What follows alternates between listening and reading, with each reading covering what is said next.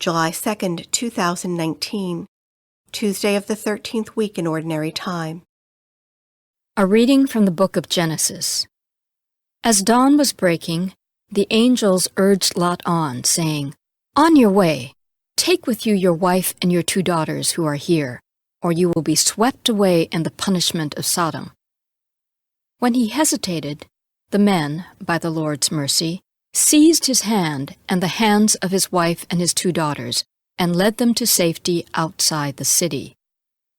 As soon as they had been brought outside, he was told, "Flee for your life. Don't look back or stop anywhere on the plain.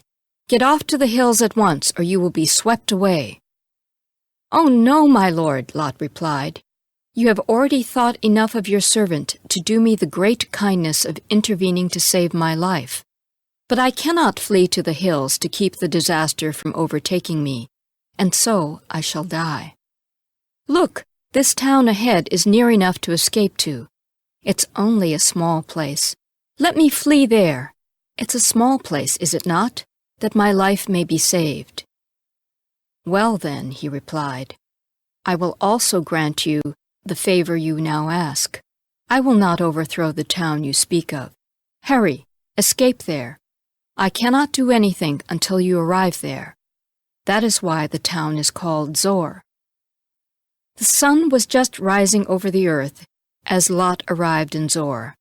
At the same time the Lord rained down sulphurous fire upon Sodom and Gomorrah from the Lord out of heaven.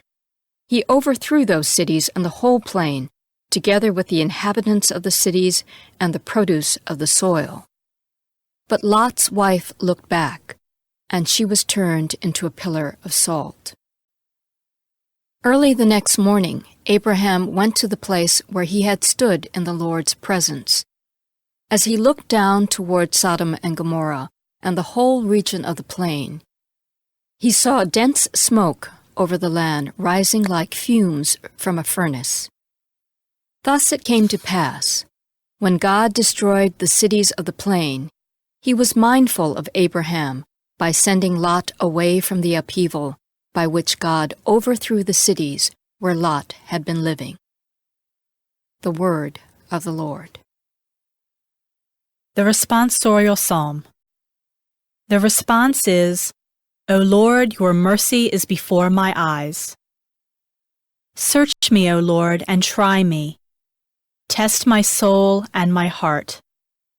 For your mercy is before my eyes, and I walk in your truth. O Lord, your mercy is before my eyes.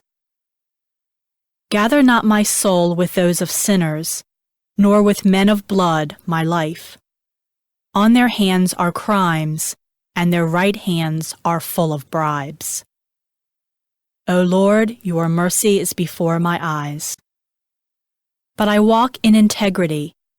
Redeem me and have mercy on me. My foot stands on level ground. In the assemblies I will bless the Lord. O Lord, your mercy is before my eyes.